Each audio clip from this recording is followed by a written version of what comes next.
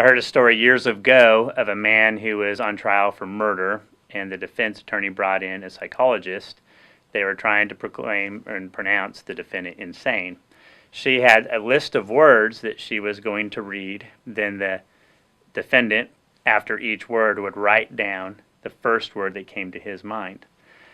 And after they went through the words, the judge asked if he could read the responses of the defendant to the psychologist so that she could then give her analysis. She said that'd be fine. He read each word, and each time he read a word, she would analyze the defendant as insane or mad or frustrated with whatever word he had given. As it got to the end of the list, the judge would give a potential different interpretation of each word, and she would say, no, that wasn't it. It was this. Of course, the judge's interpretation would be much more mild or not insane, not mad. At the expiration of reading all the words, the judge then looked at the psychologist and very directly said, strike all the psychologist's testimony from the record. She is in contempt of court. She's just declared the judge insane. He had read his answers and not the defendant's answers.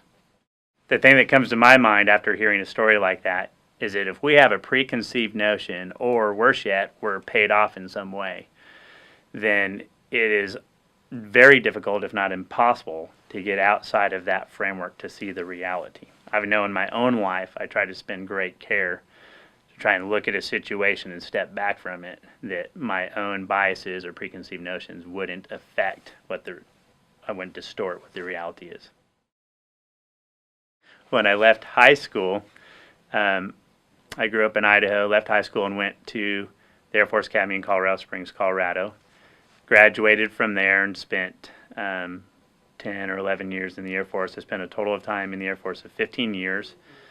And at the end of that time is when I came here to Homestead Heritage. I've been here for 6 years. Something that I felt like I learned in the Air Force, as well as one of the reasons why I transitioned out of the Air Force to here, was that I looked around and saw the fighter pilots and even my relationship with people in the Army and the Navy, and saw the defense that was in place, and was very familiar with the other nations in the world, their defense system. I traveled around the world exercising and even flying F-16 aircraft in war. But one of the things that taught me, seeing the world's defense as well as the United States, was that I didn't feel like the United States would ever crumble very soon based off of a weak military. Why, you say, why would you even be thinking about that? There's no nation state that's existed in the world forever, and all have a beginning and all have an end. And so I would often contemplate what's going to happen with America. And when I would contemplate that, I would think, well, kind of like Rome, I don't feel like Rome fell militarily. I feel like there's other reasons why Rome fell. And I felt like, based off the strength of the military in the United States, that wouldn't be cause for the fall of America. But I was concerned about something else that I felt like was happening in America. And I'll put it very bluntly, it was what seems to be a cultural rot within our youth. And I felt like I could lay down the sacrifice of my life as an F-16 instructor pilot for the nation, but if the youth who grow up in our schools don't have integrity, don't have responsibility, the whole nation would just crumble very quickly. But no matter who had given their lives, it would cease to exist as we've always thought it to be. And I thought, I want to do something about that. Though I was appreciative for my time in the military and I felt like I learned a lot, I felt like the greater battle was not on the military battlefield, but in the hearts and souls of the youth growing up within America.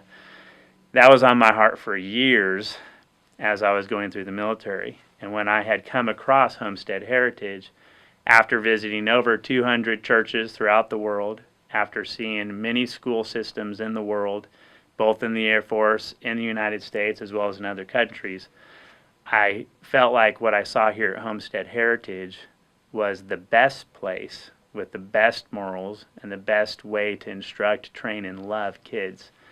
And that was a big part of my motivation for leaving the Air Force and coming to Homestead Heritage, and not only desiring to affect whatever kids I might have someday. At the time I didn't have any kids, but also any kids that I would be in contact with. I felt like with what exists here, we have a culture that can raise kids up to be responsible, loving, kind, intelligent people. And that was the only hope for the future on any level.